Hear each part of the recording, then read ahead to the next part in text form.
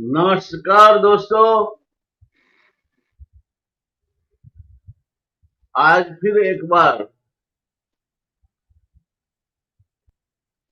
हम आपके सामने उपस्थित हुए हैं।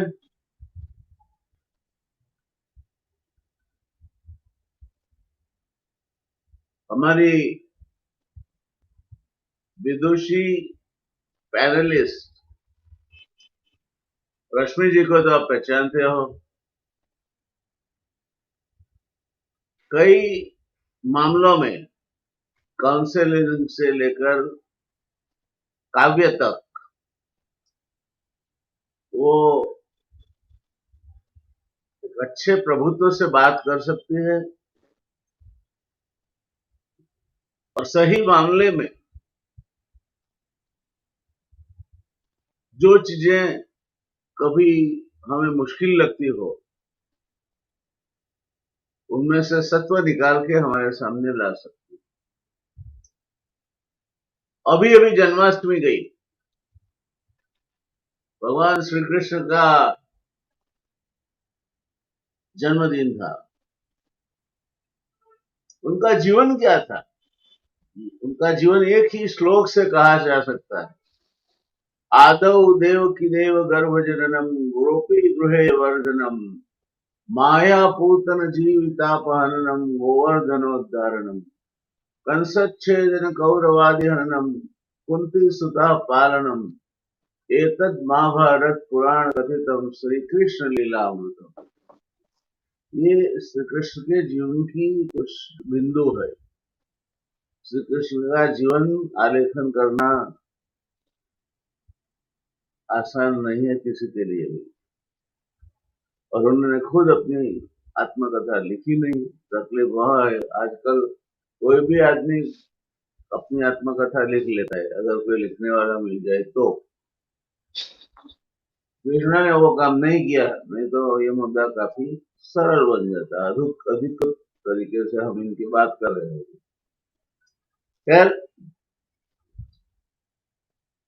कृष्ण एक मार्गदर्शक है हमारे सबके लिए। आज भी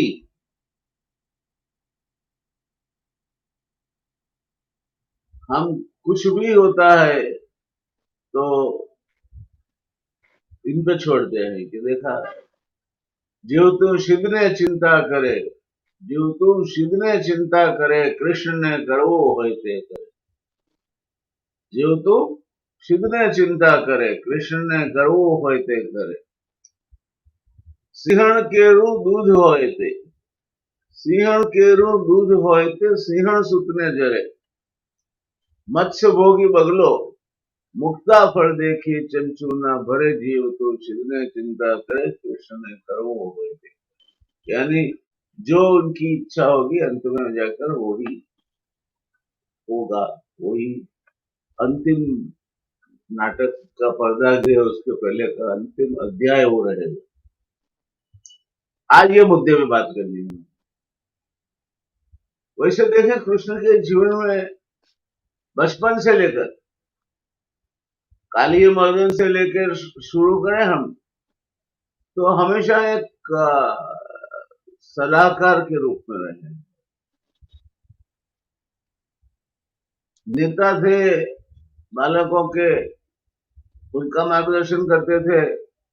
बारिश काफी होने लगी, गोवर्धन को उन्होंने उठाया और गोपालकों को रक्षण दिया। ये भी इनका ही मार्गदर्शन था। तो कृष्ण का जीवन ही मार्गदर्शन है। आपके जीवन में कोई भी प्रश्न उठे, कोई भी प्रश्न उठे, और आप भगवत गीता खोल के देखो, उसमें उसका उत्तर मिल जाएगा। ये कृष्ण की क्षमता है। वो राजा भी है, एक ग्वाल के घर बड़े हो रहे बच्चे भी हैं, पांडवों को बहुत क्रिटिकल टाइम पे सलाह देने के लिए हाजिर सलाहकार भी हैं, और महाभारत को रोकने के लिए ताकि वो दोष ना लगे कि आपने दूत कर्म नहीं किया था, दूत की हैसियत से आप आए होते तो इतना बड़ा रक्तपात रुक जाता। तो उसके लिए भी श्री कृष्ण जी गए थे, और अर्जुन को सुभद्रा जी को भगा ले जाने की सलाह भी उन्होंने ही दी थी। ये कृष्ण है। किसी भी पहलू को आप जीवन के छुओ, और कृष्ण का जो ज्ञान है, उपदेश है, आपको मिलेगा। श्री कन्हैया मुंशी ने एक बहुत अच्छी बुक लिखी है, 4 या 5 भाग में है, कृष्णावतार इसका नाम है। उसमें एक सेंटेंस रिपीट होता रहता है, कुछ मसला हो, सब गंभीर हो, फिर कृष्ण जी की सलाह के मुताबिक कुछ करें, लगे कि हाँ अब सब अपना काम संपन्न हो गया, तो उनका आभार मानने जाए, तब मुंशी जी लिखते हैं हमेशा कि कृष्ण नाम चेहरा पर પેલું ચીર પરિચિત સ્મિત ફરી એકવાર રેલાઈ रहे। पूरा सब काम करने के बाद भी कर्तृत्व का भाव उनमें नहीं आया कि मैंने किया ना, ये आपके कर्मों का फल है। अर्जुन युद्ध करने के लिए तैयार ना था, वो बिल्कुल कांप रहा था। सीदंती मम गात्राणि पखचैव परिदह्यते न च शक्नोमि व्यवस्था तो भ्रमति वच मे मन। मेरा मन बिल्कुल चक्कर चक्कर घूम रहा है, मुझे कुछ पता नहीं आ रहा, मुंह सूख रहा है मेरा। और तब पूरा ये गीता का जो बोध है उसको कंडेंस फॉर्म में अगर देखना है तो अर्जुन विषाद योग में आपको मिलेगा। और फिर अंत में कहते हैं कि क्लैव्यम अस्माकमा पार्थ नैतत्वयि उपपद्यते क्षुद्रम हृदय दौर्बल्यम त्यक्तोत्तिष्ठ परंतप। ये तो जब शोभा नहीं देता, ये हृदय की क्षुद्रता जो है, ये तो मरे हुए हैं, काल के मुंह में वो पैर रखे हुए हैं, तू तो निमित्त है, तेरे तू नहीं मान रहा है इनको, तो इसलिए इनको जो भी किया है, जिसने भी किया है, अपने कर्म की सजा मिले, उसके लिए तू तो निमित्त है। ये कर्तृत्व भाव मगज में मतलब कृष्ण प्रैक्टिकल थे। कभी उन्होंने किसी चीज को नियम बना के अपने आप को बांधा नहीं, और बांधा भी तो तोड़ दिया नियम। जैसे निहत्थे पे शस्त्र नहीं उठाए जाते,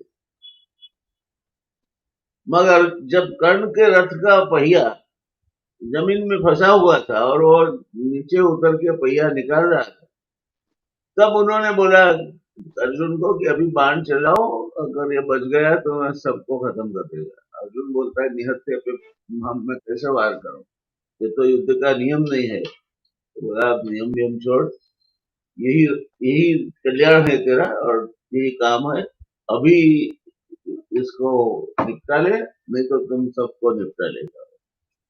कभी वो अश्वत्थामा हाथी को मरवा कर नरोवा गुंजरोवा करके उन्होंने द्रोणाचार्य जब बहुत भयानक युद्ध कर रहे थे, कहते हैं कि उस दिन युद्ध चालू रहा होता, तो शाम होते होते द्रोणाचार्य ने इन सब लोगों का खात्मा कर दिया होता। तब युधिष्ठिर से उन्होंने झूठ बोला है बहुत टैक्टफुली, नरोवा गुंजरोवा अश्वत्थामा मरा। तो ये श्री कृष्ण जी है। और मैं शस्त्र नहीं धारण करूंगा, ये शर्त थी उनकी कि या तो मैं अकेला किसी के पक्ष में रहूंगा, या मेरी 18 अक्षराणी सेना रहेगी, मैं निहत्था रहूंगा, मैं शस्त्र धारण नहीं करूंगा।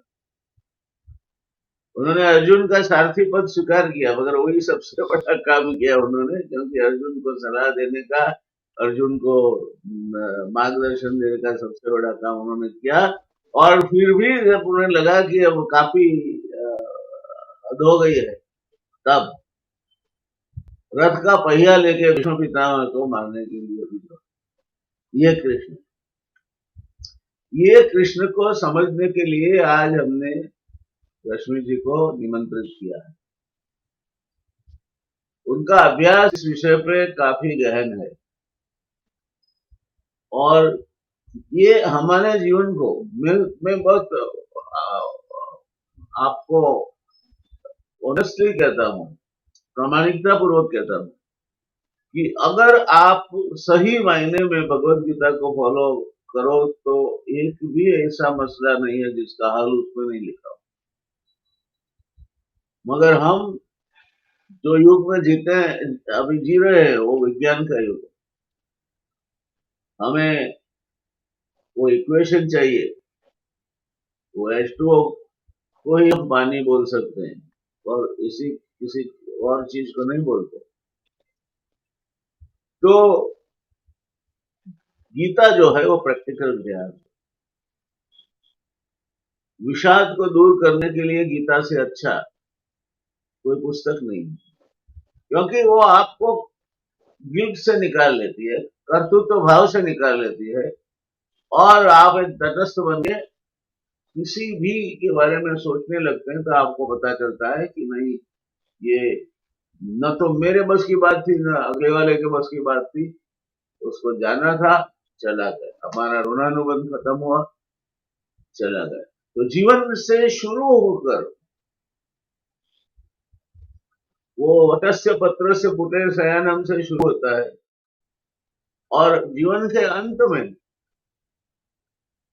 गीता पठन से, मोक्ष कथन से जीवनी खत्म, यानी उसका अस्तित्व, भौतिक उसकी जो यादें हयाती है वो खत्म हो।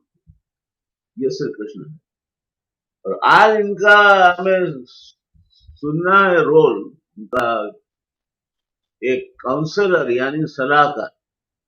सलाहकार का मायना होता है आपको किसी भी मुद्दे पे सही दिशा में मार्गदर्शन दे सके। सलाहकार तो कई होते हैं, अक्सर ऐसे सलाहकार मैंने देखे हैं जो सरकार को भी निवृत्त होने के बाद ही सलाह देते हैं।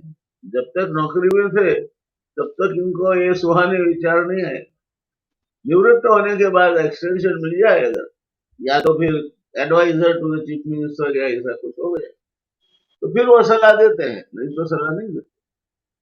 तो ये सलाहकार इस तरह के सलाहकार नहीं चाहिए, हमें सलाहकार उस तरह का चाहिए कि जो आपको जीवन के हर पहलू से रूबरू कराए और उसमें से जो भी इसका निष्कर्ष है, जो भी अमृत है, वो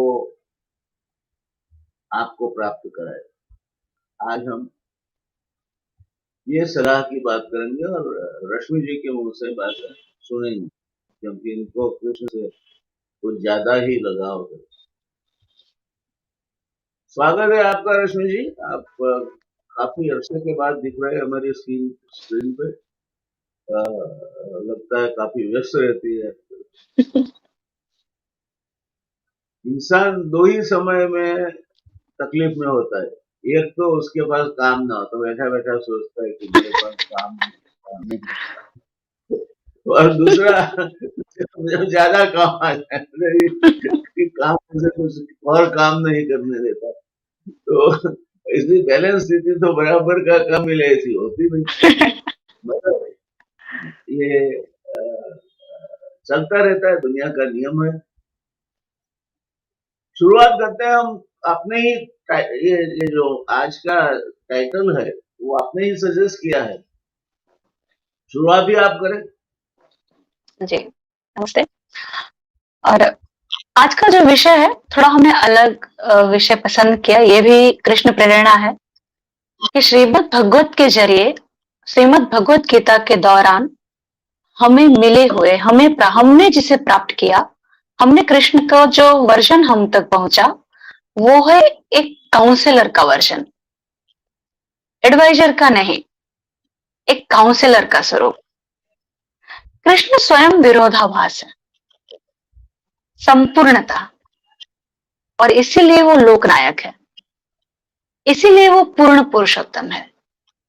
ये ये एकमात्र ऐसा पात्र है, ये एकमात्र ऐसा अवतार है सभी अवतारों में कि जिसे नाचते गाते चोरी करते मारते पीटते रोते राजा बनते और राजा बनाते, सारथी बनते और रथी बनते, जो 16,108 पत्नियां हैं लेकिन फिर भी ब्रह्मचारी है, जो पूरे जगत को बंधन से मुक्त कराता है लेकिन स्वयं बंदीगृह में जन्म लेना पसंद कर सकता है, जिसका एक सुदर्शन एक इशारे पे किसी को भी भस्म कर सकता है, लेकिन वो शिशुपाल के 99 अपशब्द सुनने तक की धीरज रख सकता है। श्री कृष्ण ने पूरे जीवन लीला में 3 बार विराट रूप का दर्शन कराया। एक माता यशोदा को जब वो मिट्टी खा रहे हैं और मैया उनसे कहती है कि मुंह खोल, और वो एक लीला थी जो उन्होंने तुरंत समेट ली क्योंकि वो मातृत्व को साइड नहीं करना चाहते थे। लेकिन ये तो अनेक जन्मों की तपस्या थी माता यशोदा की। एक हस्तिनापुर में जब वो दूत बनकर आए, और रामधारी से दिनकर क्या अद्भुत लिखते हैं रश्मिरथी में कि बांधने मुझे तो आया है, जंजीर बड़ी क्या लाया है, यह देख गगन मुझ में लय है, यह देख पवन मुझ में लय है, मुझ में विलीन संसार सकल, अमृतत्व फूलता है मुझ में, संहार झूलता है मुझ में, उदयाचल मेरा दीप्त भाल, भूमंडल वक्षस्थल विशाल, भुज परिधि बंद को घेरे हैं, मैनाक मेरु पग मेरे हैं, दीपते जो ग्रह नक्षत्र निकर, सब है मेरे मुख के भीतर, सोने को साध न सकता है, वो मुझे बांध कब सकता है। एक वहां वो विराट रूप बताते हैं कि जहां सभा में थी सभा सन्न, सब लोग डरे, चुप थे या थे बेहोश खड़े, केवल 2 नर नाग आते थे, धृतराष्ट्र विदुर सुख पाते थे।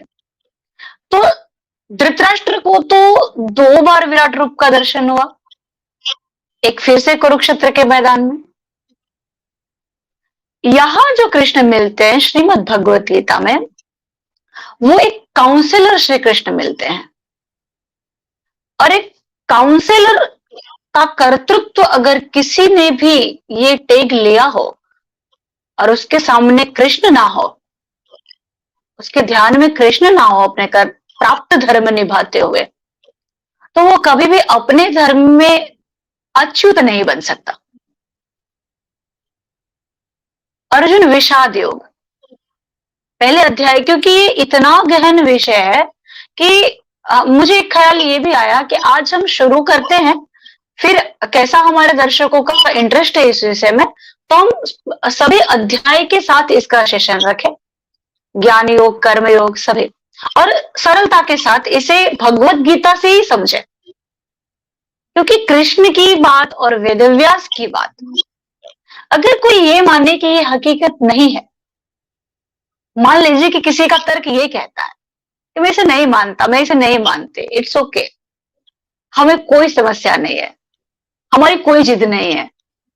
लेकिन अगर ये नवल कथा भी होती जो वेदव्यास की कलम ने लिखी, तो इससे बड़ी कल्पना, इससे अद्भुत कल्पना, इससे बड़ा रसप्रद प्लॉट जगत में हम कौन दे सकता है और कहां मिल सकता है। तो अर्जुन विषाद योग, जो जहां से जिसका नाम ही विषाद है, विषाद योग है। अब एक काउंसलर और एडवाइजर में फर्क क्या है? वाई सेज कि हमें श्रीमद् भगवत गीता में से काउंसलर कृष्ण मिले। Counsellor is a trained listener, वो एक अपने आप में एक ट्रेन्ड लिसनर है। Listening is an art. हर एक से बात करके आपको एक जैसा रिलीफ नहीं फील होगा। कई लोगों से बात करते वक्त हमें खुद हो जाता है कि मैंने क्यों बात छेड़ी इसके सामने, फटाफट वाइंड अप करो। कई लोगों से बात तो हम कर लेते हैं, फिर बात बात में निकल गई बात, फिर हमें अफसोस होता है और हमें डर लगता है कि कहीं ये बात लीक ना कर दे।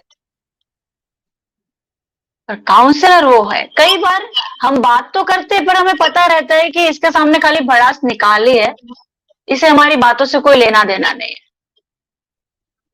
एक चौथा भी प्रकार होता है कि जहां बात तो कर रहे हैं, वो सुनेंगे भी आपकी हर बात क्योंकि उन्हें आपसे लगाव है, लेकिन वो आपको इसमें से बाहर निकालने का या आपके सामने जो ओरिजिनल जो आपको चाहिए वो आपके दिखाने के लिए सक्षम नहीं है।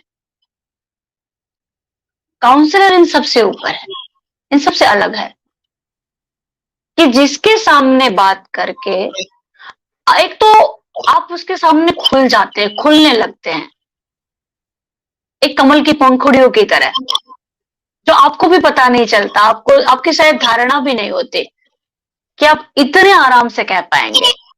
दूसरा, जिससे कुछ भी आर्ग्यूमेंट या कोई भी तर्क या कोई भी अपने विचार रखते हुए आपको झिझक नहीं होती।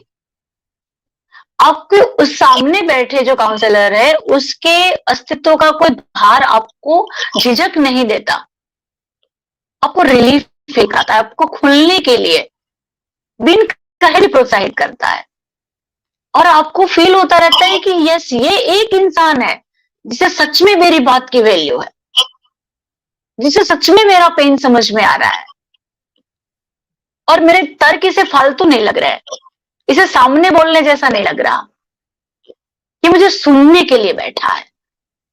और उसके सुनने से, उसके होने से आपका कॉन्फिडेंस बढ़ता है।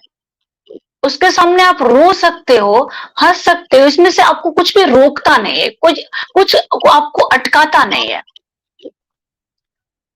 अब एक तरीके से देखे तो ये कैसी परिस्थिति है, इतने सालों से पांडवों ने युद्ध की तैयारी की है। महाभारत से पूर्व द्रौपदी को पता है कि उसकी पांचों संतति भी नहीं रहेगी, लेकिन ये एक धर्म युद्ध है, ये न्याय की स्थापना के लिए है। पांडवों ने इतने वर्षों से जो कुछ भी किया, जो कुछ भी करवाया गया, वो सभी इस चीज की योजना के सभी हिस्से पुरजे थे। द्रौपदी के साथ विवाह हो, वो स्वयंवर हो, या और कितने सारे लोगों को साइड किया गया इस योजना के तहत।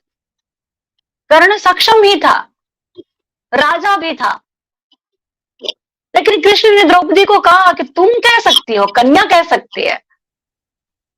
तो एकदम फोकस थे कृष्ण कि वो सभी योजना कहां जा रही है। एक चीज कि जब हम फोकस है अपने गोल के लिए, तो हमें मान अपमान, लगाव, अटैचमेंट, इन सभी से कोई फर्क नहीं पड़ता। हमें ये सारी चीजें बाधा नहीं देती, हमें किसी चीज से आसक्ति नहीं हो जाते, हम ममत्व में नहीं पड़ते, हम समत्व पे रह पाते हैं। कृष्ण बहुत स्पष्ट है और इन मार्ग में कई सारे अपशब्द कृष्ण ने लिए हैं और उन्हें पता था कि ये होगा। अर्जुन, ये 700 श्लोक जो है भगवत गीता के, इसमें से सिर्फ एक श्लोक धृतराष्ट्र का है, पहला श्लोक। ये भी टाल सकते थे, लेकिन ये रखा क्योंकि ये बता रहा है कि धृतराष्ट्र कोई सामान्य नहीं है, उसकी बुद्धि सामान्य नहीं है। सामान्य होते तो कृष्ण दो दो बार विराट रूप का लाभ कैसे देते। उसकी योग्यता है विशेष। और वो कहते हैं कि धर्म क्षेत्रे कुरुक्षेत्रे समवेतायुत्सवः मामकः पांडवाश्चैव किम कुर्वत संजय। धर्मक्षेत्र रूपी कुरुक्षेत्र में समवेतायुत्सव, समान रूप से युद्ध के लिए उत्सुक मामकः पांडवा। यो तो जैसे एक कहावत बन गई बाद में कि मामका पांडवा की नियुक्ति कर रहे हैं, मेर तेरा मेरा कर रहे हैं। मामकः पांडवा चैव किम कुर्वत संजय। संजय ये सब क्या कर रहे हैं, अभी वहां क्या चल रहा है। आज हम नेट पे देखे, आज हम टीवी में देखे, कितना पुराना कॉन्सेप्ट है, कब का स्थापित करके रखा है, कि स्क्रीन पे दिख रहा है कि क्या हो रहा है धर्मक्षेत्र से, ऐसे कुरुक्षेत्र में। और संजय वर्णन करने बैठते हैं यहाँ पे कृष्ण जो अर्जुन के सारथी बने हैं, यानी कि उन्होंने रथी तो अर्जुन को ही बनाया है। उनका क्लियर है कि हीरो वो किसे बनाएंगे। आज तक हम कहीं पे भी पहुंचे हैं, या फ्लाइट से या ट्रेन से या बाय रोड या बस से, तो हम में से कितने लोगों को याद, हमें ये फील होता है, हमें पहला ये ख्याल आता है कि ड्राइवर बहुत अच्छा था। किसे याद आता है ऐसा?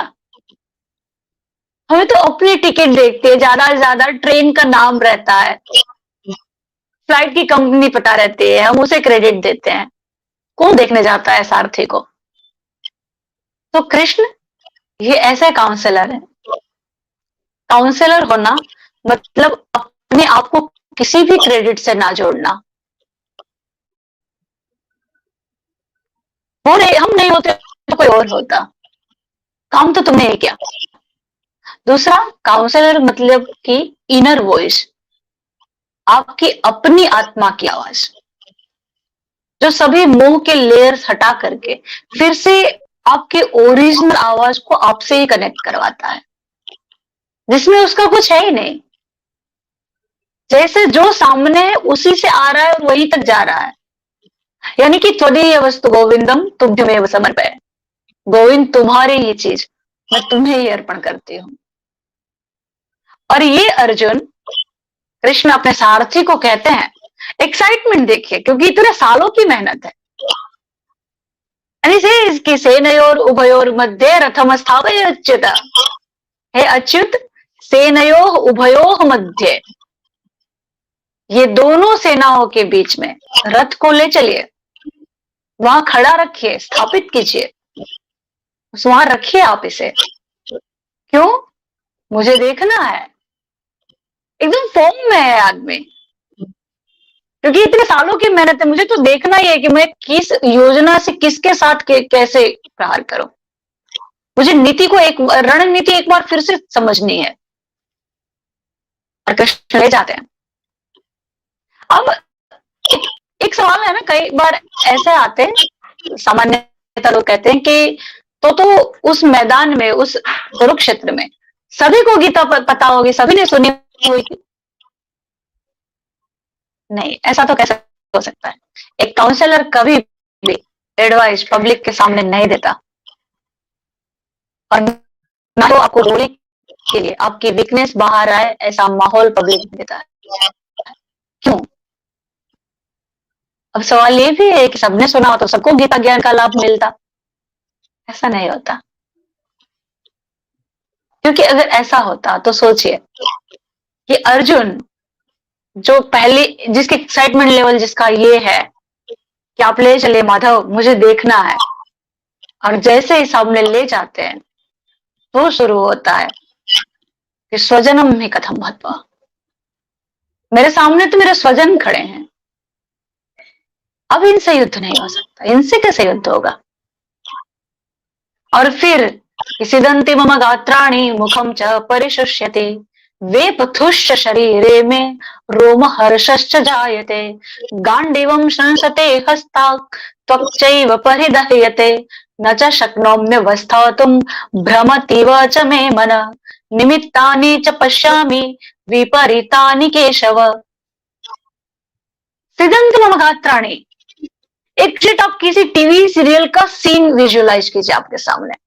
एक कॉल आया, मतलब पूरा घर सजा हुआ है, पूरा माहौल सजा हुआ है, एकदम रौनक ही रौनक है। अचानक फोन की घंटी बजे, जिसने फोन उठाया, अचानक उसके हाथ से रिसीवर गिर गया, आरती की थाली नीचे गिर गए, जो है वो पसीने पसीने से उसके प्रस्वेद बिंदु बाहर आ गए, उसे चक्कर आ गया, वो बंदा नीचे गिर गया,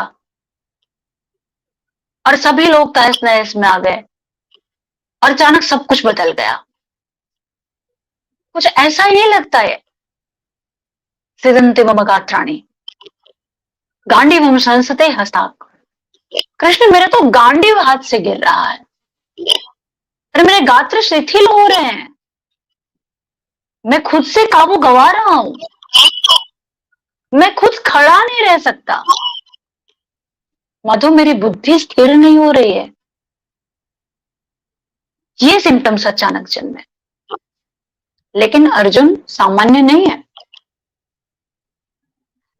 एक बीइंग अ काउंसलर, कृष्ण क्यों कनेक्ट हो रहा है और कृष्ण क्यों इतने सही काउंसलर है? कैसे हैं? क्या अपनी डिग्री से है या विज्ञान से है? ये सब तो है, लेकिन सबसे ज्यादा कि ये भगवत गीता में या पूरे में जो कुछ भी कृष्ण से आ रहा है वो उनके जीवन के अनुभव के से आ रहा है। उन्होंने किया है। वो बोलने के लिए नहीं बोल रहे हैं। सुनने वालों को पता है कि कृष्ण ने ये सब कुछ जिया है। जब जीवन के अनुभव से कोई बात आती है तो वो सीधी कनेक्ट करती है। और जिसने सच में संघर्ष किया हो उन्हें अगर कोई प्रश्न करे कि आप जो कह रहे हैं वो सच में होता है क्या, ये सच में हुआ है क्या, तो उनका ईगो हर्ट नहीं होता। वो सामने वाले के सामने सब कुछ रखते हैं, वो भी सामने वाले की वय कक्षा के अनुसार, उसकी मनस्थिति के अनुसार उसे जो जरूरी हो उतना ही रखते हैं। और उनके पास वक्त की जल्दी नहीं होती, वो सुनते हैं। अर्जुन जब ये शुरू हुआ और उसके बाद अर्जुन सामान्य नहीं है। अर्जुन ने इतनी तपस्या की, इतनी कला कि जिसे श्री कृष्ण 10वें अध्याय के विभूति योग में अपने विभूतियों के वर्णन के बीच में यहां तक कहते कि पांडवा नाम धनंजय, मैं वृक्षों में अश्वत्थ वृक्ष हूं, नक्षत्राणाम अहम शशि, नक्षत्रों में मैं स्वयं चंद्र हूं, ऐरावतानाम गजेंद्राणाम, ऐरावतम गजेंद्राणाम, ये मैं स्वयं हाथियों में ऐरावत हूं जो इंद्र का हाथी है। द्युतानाम छलयताम से, छल करने वालों में, कपट करने वालों चीजों में मैं स्वयं द्युत हूं, जुगार हूं, मैं जुआ हूं। इसलिए ये पुण्य है। जगत का सबसे कनिष्ठ भी वो कहते हैं कि मैं हूं, और जगत का जो सर्वोत्तम है वो भी मैं हूं। तो बीच जो मैं आदि और अंत दोनों ही मैं हूं, और मध्य भी मैं हूं। और ये कृष्ण से अर्जुन, जो अर्जुन के लिए कृष्ण ये कहते हैं कि मैं ही धनंजय हूं, मैं ही अर्जुन हूं, वो अर्जुन सामान्य तो नहीं होगा। उसके तर्क सामान्य नहीं होंगे। ये तो क्या क्या तर्क करता है और कितना सही करता है। आज अगर वो कृष्ण को कहते हैं अर्जुन कि आप सोचिए कि कुलक्षय प्रणश्यन्ते कुल धर्मा सनातना, धर्मे नष्टे कुल धर्मे नष्टे, जो धर्म नष्ट हो गया, कुलक्षय प्रणश्यन्ते। कृष्ण यहाँ पे युद्ध में कौन है? सभी पुरुष वर्ग हैं जिनकी अभी मूछें निकली है, वो सारे युवान हैं, सारे वडील भी हैं, वयोवृद्ध भी हैं। इस युद्ध मैदान में कौन नहीं आया जो अपने बिस्तर से उठ नहीं सकता, यानी कि जो लाचार है, तो कोई कर्म नहीं कर सकता। दूसरे वो बच्चे नहीं आए जो अभी तक माँ का स्तनपान कर रहे हैं, बाकी तो सभी आ गए।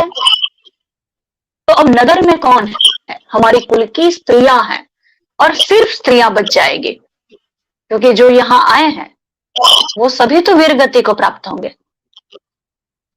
तो फिर वो कुल की स्त्रियों का क्या? वो किसके साथ जुड़ेंगे? किसी और कुल के पुरुष के साथ जुड़ेंगी, स्वाभाविक है। अगर वो किसी और कुल के पुरुष के साथ जुड़ी तो संकरो नरकायैव वर्ण संकर जायते। संकरो, ये संकर प्रजा, हाइब्रिड प्रजा उत्पन्न होगी। और ये जो वर्ण संकर प्रजा उत्पन्न होगी, उस वर्ण संकर प्रजा को सीधी सी चीज है कि एक कल्चर अलग, दूसरा अलग, तीसरा कि उन्हें समझाने वाला तो कोई नहीं है, तो हैंडओवर कैसे होगा? तो उससे पिंडदान नहीं होगा, पितरों को पिंड नहीं मिलेगा। पितरों को पिंडदान नहीं मिलेगा तो पितृ संतुष्ट नहीं होंगे, और जब पितृ संतुष्ट नहीं है तो वो हमें आशीर्वाद नहीं देंगे। और अगर हमें पितरों का, अपने पूर्वजों का आशीर्वाद नहीं मिलता है, तो माधव हम कभी सुखी नहीं हो पाएंगे। अब इस तर्क में ठुकराने वाली कौन सी बात है? कौन ठुकरा सकता है? और कृष्ण ये सब कुछ सुन रहे हैं। अर्जुन को एक भी बार कृष्ण की नजर से ये नहीं हुआ, नहीं करवाया गया, नहीं कराया कृष्ण ने कि तुम ये किसके सामने बोल रहे हो और क्यों कर रहे हो? तुम आज निकले हो, मैं स्वयं परब्रह्म हूं, मैं ही जन्म, मैं ही मृत्यु, मैं ही संहार, और तुम मुझे ही ज्ञान दे रहे हो। ऐसा कभी भी अर्जुन को नहीं पहुंचा, नहीं पहुंचाया कृष्ण ने। ये कृष्ण है अत्यंत संयमी, इसीलिए महाराज कर सकते हैं, क्योंकि वो तो कामदेव के साथ की एक स्पर्धा थे। कृष्ण अद्भुत संयमी है। ये आजीवन ब्रह्मचारी हो सकते हैं और ये 16,108 पत्नियों के पति हो सकते हैं। और आज भी जगत में सारी स्त्रियां इनके लाइन में खड़ी है। और ये कृष्ण, जब अर्जुन की सारे तर्क चल रहे हैं, ये 28 श्लोक से शुरू हुआ, 26-28 श्लोक से, और 46 श्लोक तक चला, कृष्ण सुनते रहे। फिर दूसरे अध्याय ज्ञान योग में कृष्ण ने इसे कहा, मैंने कहा कि अशोच्यानन व शोचस्तम। लेकिन संजय जो वर्णन करते हैं कि अश्रुपूर्णाकुलेक्षणम, अर्जुन की आंख में आंसू थे और अत्यंत व्यथा थी। अर्जुन कहते हैं कि युद्ध की इच्छा क्यों करो, क्यों चाहिए, हमें नहीं चाहिए ये सब माधव। कृष्ण हमें कुछ नहीं चाहिए, हमें भिक्षाटन करने के लिए तैयार हो। अगर अपनों को मारकर ही लेना है तो वो क्यों? श्याला संबंधी नस्त था, स्वजनम में कथम महत्वा सुखिना श्याम माधव। मैं स्वजनों को मार करके कैसे सुखी हो पाऊंगा? अपनों का वध करके कौन सुखी होता है? और कृष्ण ये सब सुन रहे हैं। कृष्ण एक काउंसलर है, क्योंकि, और ये एक आदि काउंसलर है, और ये यही हो सकते हैं क्योंकि जब ये युद्ध में आए उससे पहले ये कंस कर चुके हैं। इन्हें पता है कि स्वजन क्या और कर्तृत्व कर्म क्या, इन्हें पता है कि धर्म क्या, और ये जिए हैं, ये जी के आए, ये सब कुछ करके आए हैं, और इसीलिए सही व्यक्तित्व है। और दूसरे अध्याय में तो अर्जुन को लगा कि अब इतने से तो ये मानेंगे नहीं, और ये सारे तर्क सुनने के बाद क्यों कृष्ण सुन रहे हैं, क्यों इन्होंने बीच में रोक नहीं दिया? और ये सारे तर्क में एक भी तर्क गलत नहीं था, तो क्यों स्वीकार नहीं कर लिया? एक तो ये बात अर्जुन और कृष्ण के बीच है, एक संजय को दिख रहा है और एक धृतराष्ट्र तक जा रहा है। क्यों सभी को नहीं सुनाया गया? क्योंकि अगर कौरवों का पक्ष अर्जुन की ये दशा को देख ले तो उनका बल बढ़ जाएगा, और अगर पांडव पक्ष सुन ले तो वो डिमोटिवेट हो जाएंगे। तो ये जगत को बताने के लिए है ही नहीं, क्योंकि कृष्ण को पता है कि ये वास्तविकता नहीं है, ये क्षणिक है, ये एक पेश है, ये एक टुकड़ा है, निकल जाएगा। ये एक मोह है, क्योंकि अर्जुन ने इससे पूर्व युद्ध नहीं किए ऐसी बात नहीं है। इसे तो किरात बाण भी मिला, महादेव के साथ युद्ध हुआ। अर्जुन अद्भुत संयमी है, उन्होंने स्वर्ग में अप्सरा को मना कर दिया कि आप तो मेरी माता समान है। ये वचन देकर गए थे कि कोई और विवाह करके किसी और पत्नी को अपने नगर में नहीं लाएंगे द्रौपदी के सिवाय। सुभद्रा फिर भी आई, कृष्ण ने ही करवाया। ये अपहरण नहीं कर सकता, तुम तो कर ही सकती हो। अर्जुन के सभी मिथ्याभिमान को, सभी अहम को कृष्ण ने गला दिया। एक स्त्री एक वीर योद्धा को अपहरण करके ले गई, सुभद्रा ले गई अर्जुन को। योजना कृष्ण की थी, और अर्जुन को माधव में श्रद्धा थी। ये जो भी है अंततः सत्य यही है। और ये अर्जुन दूसरे अध्याय में तो उससे आगे जब कृष्ण से कहते हैं कि अशोच्यानन व शोचस्तम प्रज्ञा वादांश भाष से गता सुनश्च नानु शोचन्ति पंडिता। अर्जुन, अशोच्य जो शोक करने योग्य नहीं है उस पे तुम शोक कर रहे हो प्रज्ञा वादांश भाष से, और तुम प्रज्ञाहीन की तरह बात कर रहे हो। गता सुनश्च नानु शोचन्ति पंडिता, जो चला गया है और जो जाने वाला है उसकी चिंता पंडित जन नहीं करते, क्योंकि तुम्हारे पास भूतकाल भी नहीं है और भविष्य भी नहीं है। तुम वर्तमान में अपना कर्म करो। पंडित जन, जो ज्ञानी जन है, वो वर्तमान में अपना विहित कर्म करते हैं, बस अपना कर्म करते हैं। और वैसे भी जगत में आइडेंटिटी सिर्फ अपने कर्म से है। बाकी किसने कितने पैसे छोड़े थे, उससे कितना लंबा और कितनी दूर तक पहचान जा सकती है। और ये भी कृष्ण अर्जुन को तो कहते हैं कि अगर तुमने युद्ध नहीं किया तो क्या होगा, और किया तो क्या होगा। अगर कर लिया तो दो संभावनाएं हैं। एक तो तुम हार जाओगे, अगर हार गए तो मैदान में से कोई जीवित वापस नहीं जाता, तुम्हें वीर गति मिलेगी, तुम अपना धर्म निभाते हुए मरे, इसलिए तुम स्वर्ग को प्राप्त करोगे। और दूसरी एक संभावना है कि तुम जीत गए तो वंश राज्यम समृद्धम, समृद्धि राज्य का उपभोग करोगे। लेकिन अगर तुमने इससे अलग विकल्प चुना कि तुम युद्ध नहीं करोगे तो तुम्हें विश्व में हमेशा के लिए अपकीर्ति मिलेगी, और वो तो नरक से भी बदतर है। तो ये कृष्ण के सामने अर्जुन ज्ञान योग में, जो सांख्य योग में द्वितीय अध्याय में जो तर्क करते हैं, क्योंकि अगर आपके बच्चे, अगर स्टूडेंट्स इंटेलिजेंट है, ब्रिलियंट है, तो उनके तर्क भी उतने होंगे। आज अगर बच्चे या कोई स्टूडेंट एक टीचर के सामने, हर एक शिक्षक के भीतर कहीं ना कहीं एक काउंसलर होता है, होना चाहिए, होना तो चाहिए ही होना चाहिए। अगर उनमें ये नहीं है तो वो और कुछ भी करे, वो शिक्षक ना बने।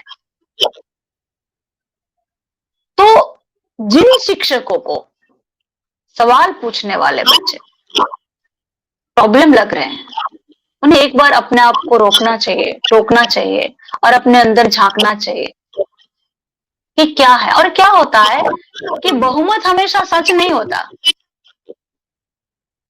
बहुमत की आवाज हमेशा आवाज नहीं होती, बहुत बार शोर ज्यादा होता है।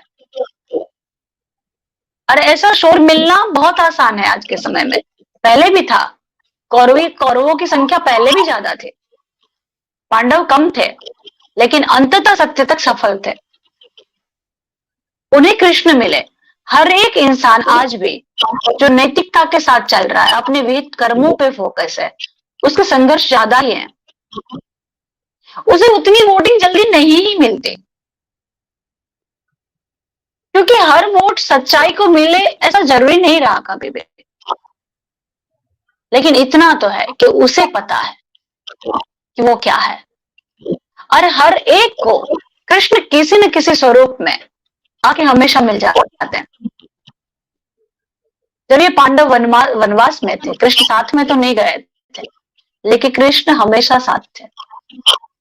वो दुर्वासा के भोजन का वक्त हो या ऐसी कोई भी परीक्षा हो, बस वो साथ थे, और वही काफी है, उतना ही चाहिए होता है। अर्जुन तो ये तर्क करने पर आ गया जब इसे लगा कि ये स्वजन और ये सब इन्हें नहीं कन्वे कर सकते, ये कन्विंस नहीं हो रहा है यहाँ पे। तो अर्जुन कृष्ण को जानते हैं, और वो जानते हैं कि कृष्ण ने अपने गुरु माता के लिए गुरु दक्षिणा देने के लिए क्या किया था। मतलब ये जानते हैं कि गुरु भक्ति में कृष्ण क्या कर सकते हैं। तो इनका तर्क देखिए, गुरु न हत्वा हि महानुभावान् श्रेयो भोक्तुं भैक्ष्यमपीह लोके हत्वाथ कामांस्तु गुरूनिहैव भुञ्जीय भोगान् रुधिरप्रदिग्धान्।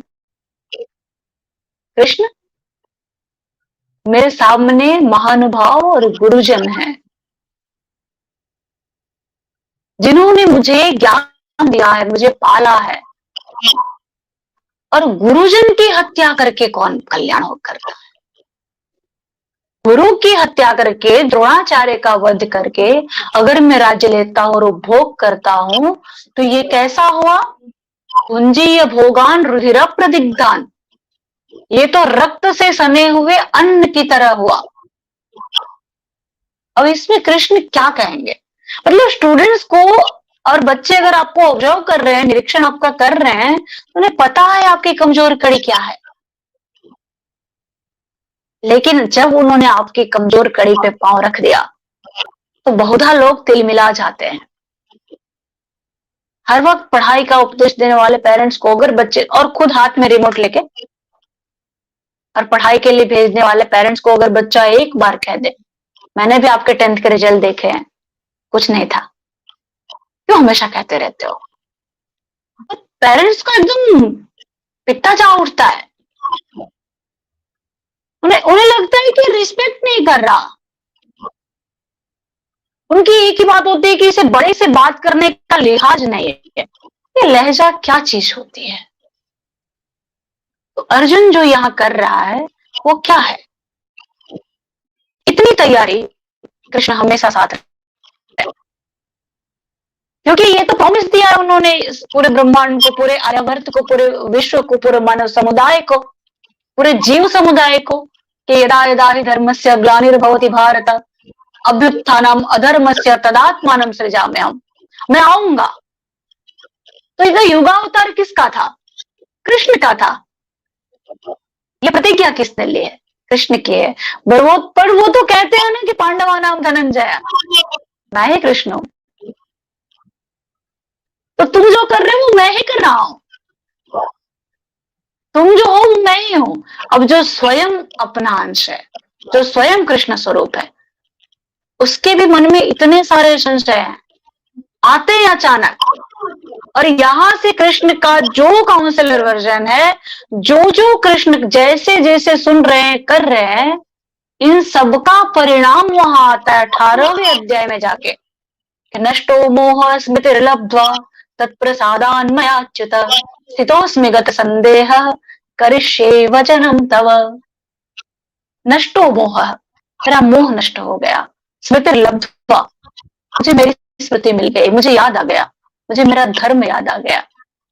श्रीमद् भगवद गीता के 2 अध्याय ज्ञान योग में तर्क देखिए काउंसलिंग का, कि ध्यायतो विषयान् पुंसः संगस्तेषुपजायते संगात् संजायते कामः कामात् क्रोधोऽभिजायते क्रोधात् भवति सम्मोहः सम्मोहात् स्मृतिविभ्रमः स्मृतिभ्रंशात् बुद्धिनाशो बुद्धिनाशात् प्रणश्यति।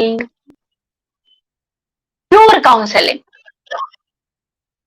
कि किसी विषय में, ये विषय मतलब कुछ भी, कोई चाह, कोई व्यक्ति, कोई वस्तु, कोई कर्म में भी, कोई रोल, किसी इंस्टीट्यूट के साथ आप जुड़े हैं तो वो, किसी कंपनी के साथ जुड़े हैं तो वो, आसक्ति, ममत्व।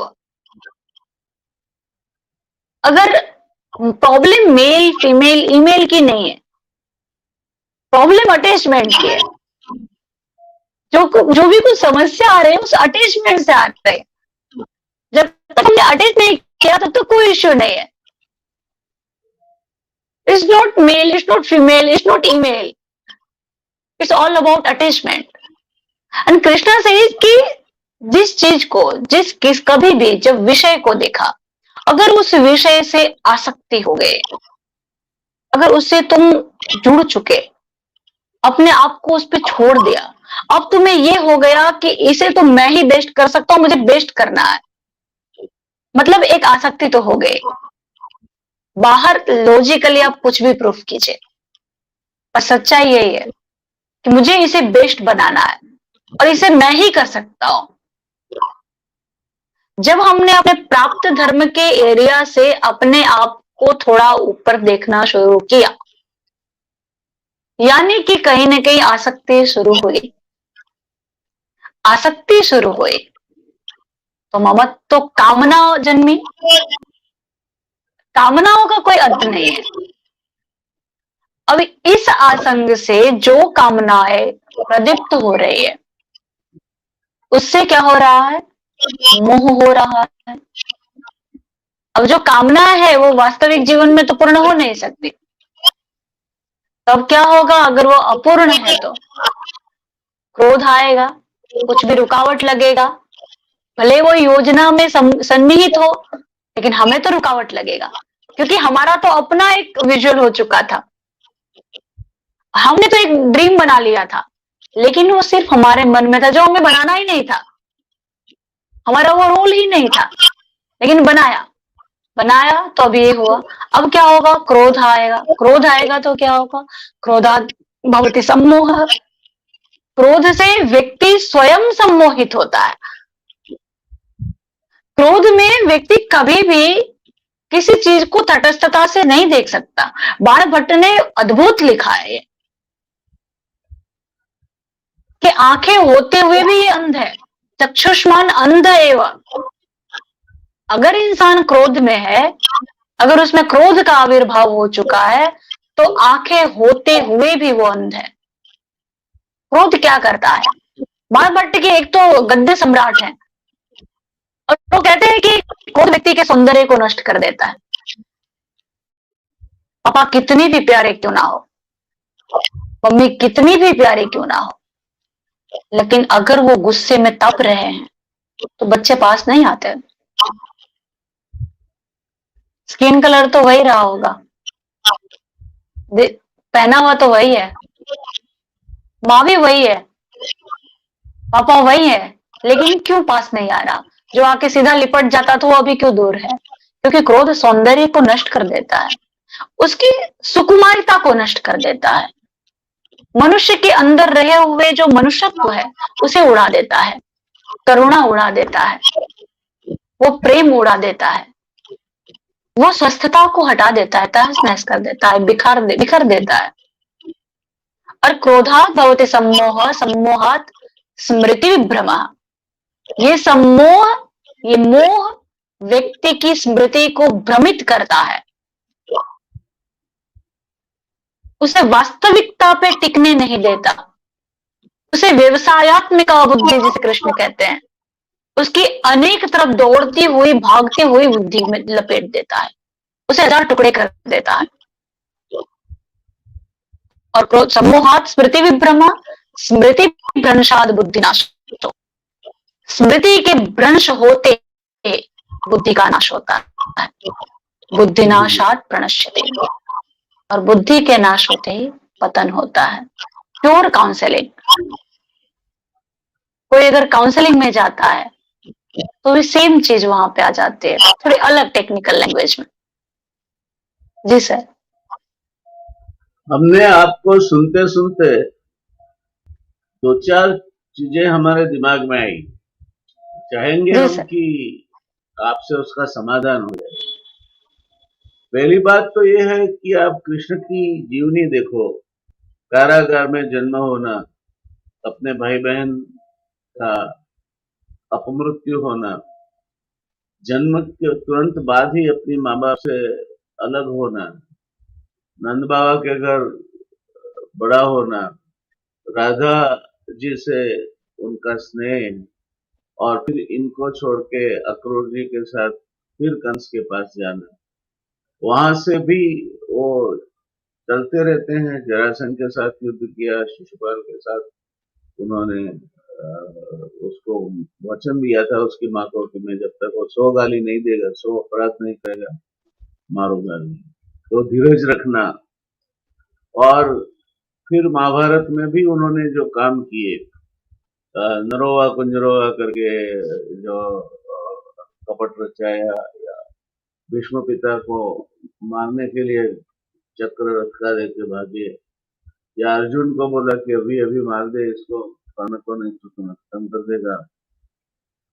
तो एक तरह से ये दो चीजें हम देख सकते हैं कि उन्होंने युद्ध में कोई भी उपाय वर्ज नहीं समझा। युद्ध में जीत ही एक मत आपका ध्येय होना चाहिए, ध्येय होता है। और वो उसी तरह से जब भी उन्होंने जिसको भी सजा दी तो यही मुद्दा केंद्र में रहा। उसमें उन्होंने ये अपना सगा है या नहीं है उसका कोई कभी भाव उनके मन में अलग से नहीं रहा। दुश्मन है मारो। ये सब करने के बाद बड़े सम्राट हुए, सुवर्ण की द्वारिका बसाई। सुवर्ण की द्वारिका कोई सुवर्ण से नहीं बनी होगी, मगर उतनी समृद्ध द्वारिका का उन्होंने सृजन किया। बलराम जी से लेकर कई जो इनके साथ यादव सुभट थे वो अति शक्तिशाली थे, फिर भी खुद के जानते हुए उनका नाश करवाना। प्रभास में वो अपने आप में लड़के खत्म हुए और खुद का भी जो देहोत्सर्ग है वो पार्थिव बाण से होना। तो क्या हम ये समझ सकते हैं कि ईश्वर हो, ईश्वर का अंश हो, ईश्वर का अवतार हो, कोई भी हो, किसी भी मकसद से कोई कर्म किया हो, वो मकसद के लिए वो कर्म ठीक हो, मगर आगे चल के कर्म का बंधन तो आपको लगता ही है। और अगर ईश्वर को कर्म बंधन से मुक्ति नहीं है तो आप तो इंसान हो, आपको कैसे होगी। तो हमें एक बहुत सतर्कता से अपने कर्मों के बारे में सोचना चाहिए। ऐसा नहीं करे। इसीलिए वो कोई हिंदी गाना भी है, अय मालिक तेरे बंदे हम, ऐसे हो हमारे कदम, नेकी पर चले और बदी से टले, ताकि हंसते हुए निकले। तो ये जो बात है वो उनकी जीवनी को हम पूरा सब स्टेशन पसार करते हुए अंतिम स्टेशन पे भालका पहुंच जाए तो इससे संदेश मिलता है। दूसरी बात यह है, कई लोग कंपैरिजन को कोई अवकाश ही नहीं है। राधा जी और कृष्ण अलग अलग थे ही नहीं, फिर भी कहते हैं कि राधा जी ने तो कृष्ण ने राधा जी का त्याग किया और कृष्ण चले गए और राधा जी पीछे रह गए। अब जैसा मैं समझता हूँ, मेरी समझ की मर्यादा हो सकती है कि जब अंतिम क्षण आया द्वारिका ये कंस के पास जाने के लिए, मथुरा जाने, राधा जी नहीं जाने देना चाहते थे श्री कृष्ण जी को। बहुत माना है उन्होंने, बहुत जिद की, बहुत हट की, फिर भी वो नहीं मानी, तो रथ के आगे सो गई। और तब जाके कृष्ण ने बोला कि देख, ये मेरी बांसुरी भी तेरे पास रखी है। आज से मेरी बांसुरी मुझे कितनी प्यारी है तू जानती है। आज से मैं बांसुरी को हाथ नहीं लगाऊंगा। और उसके बाद कंस ने कृष्ण जी ने कभी बांसुरी को टच नहीं किया। वो शंख बजाया है, बांसुरी कभी नहीं बजी। तो राधा जी ने तो एक कृष्ण को उनको उन, उन, उन, उनका उनको गंवाना पड़ा।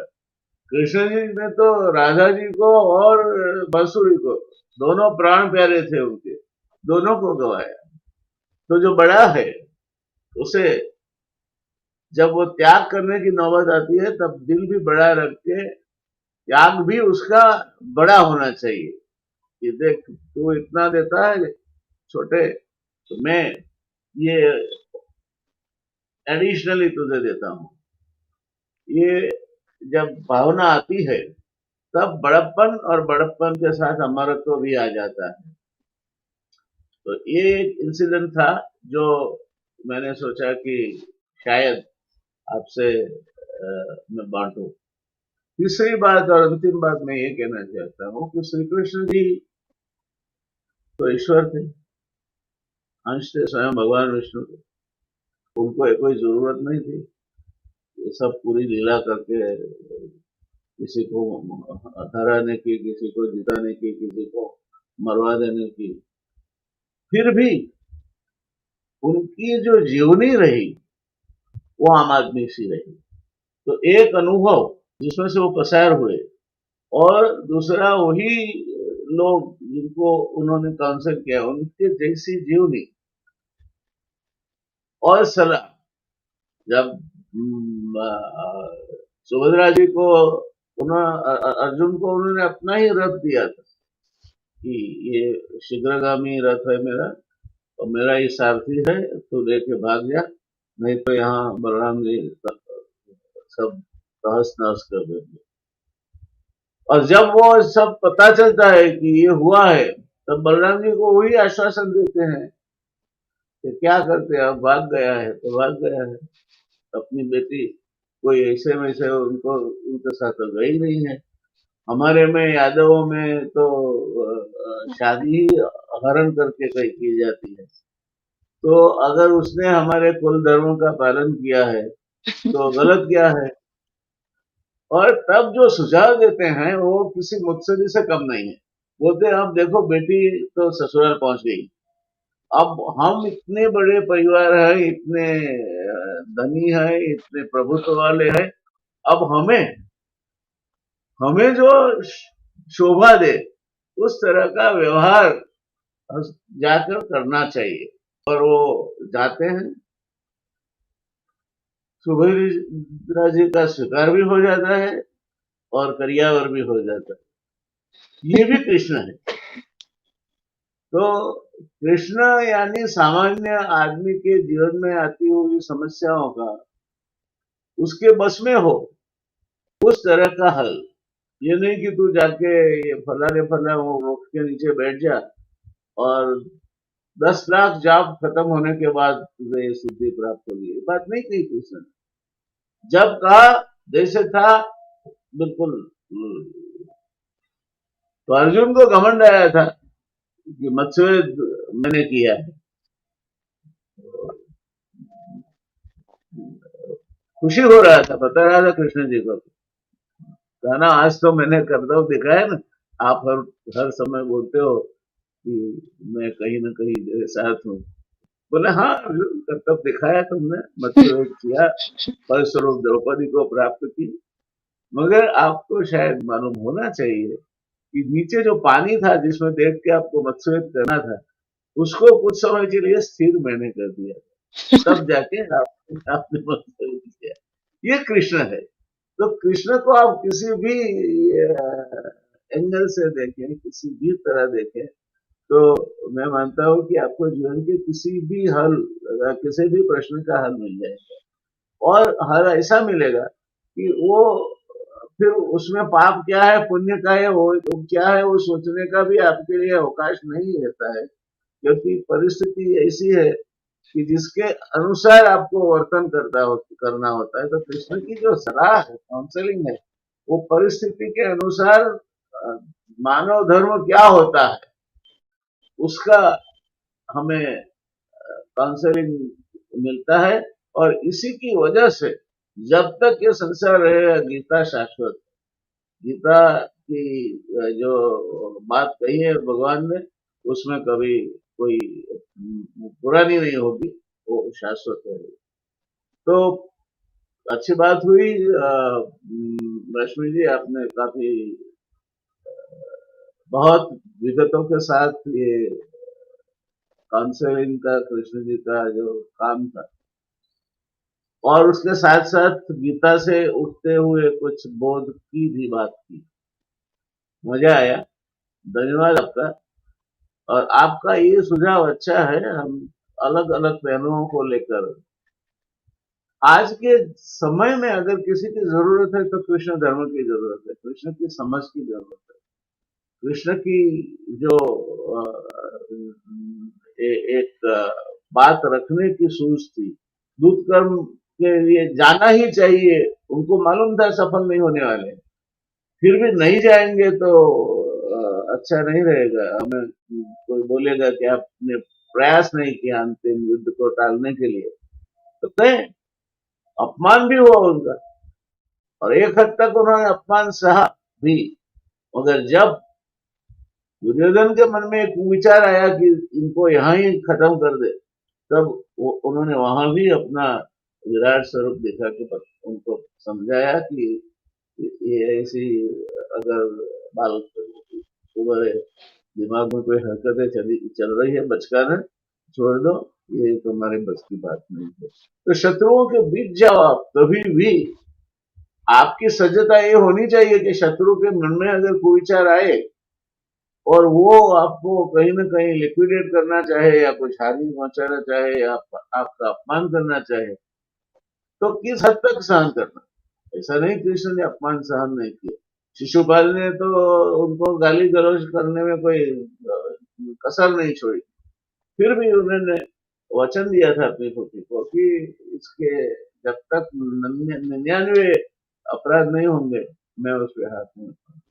तो ये सहनशीलता की बात है। तो इस सब चीजों को अगर आप मिलाओ, और फिर इसीलिए तो कहते हैं कि राम नाम लाडवा कृष्ण नाम घी, उसको भक्ति की खीर खांड के साथ मिला के गोली गोली यानी बिल्कुल इसका निष्कर्ष निकाल के पी, ऐसे नहीं खा जाने का है, इसको बहुत मथना है, इसको बहुत आपको इसमें से जैसे छाछ में दही में से मक्खन बनता है, इसका निष्कर्ष निकालना है। तो ये जो बातें हैं, मैं मानता हूं कि जब तक दुनिया रहेगी और जब तक इंसान में अच्छा बुरा समझने का विवेक रहेगा और जब तक उसमें तर्क बुद्धि रहेगी, तब तक मैं मानता हूं कि गीता से बड़ा कोई ग्रंथ न आया है न आएगा। गीता साहित्य नहीं है, गीता जीवन धर्म सिखाती है, और जीवन धर्म सिखाने के साथ साथ व्यवहार पटुता में भी क्या करना चाहिए क्या नहीं करना चाहिए, उसके बोध के एकाध दो अमृत बिंदु मिला देती है। ये गीता है, और ये इसी वजह से वो अन्य धर्म ग्रंथों की साथ तुलना में अलग पड़ती है। तो धन्यवाद, आपने समय निकाला, इसलिए मिलेंगे फिर और आगे बढ़ाएंगे इसको। नमस्कार दर्शक मित्रों, ये थी रश्मि जी। हमारे लिए ये नाम नया नहीं है, इनकी विद्वता और जो क्षमता है किसी भी विषय को सामने रखने की, वो क्षमता ने हमेशा हमें प्रभावित किया है। आज फिर एक बार और प्रभावित होने का हमें मौका मिला। अपेक्षा करते हैं रश्मि जी हमें ऐसे मौके ज्यादा फ्रीक्वेंसी से देती रहेगी और ऐसी ही बातें हम आगे चलाते रहते हैं। धन्यवाद, शुभ रात्रि। शुभ रात्रि।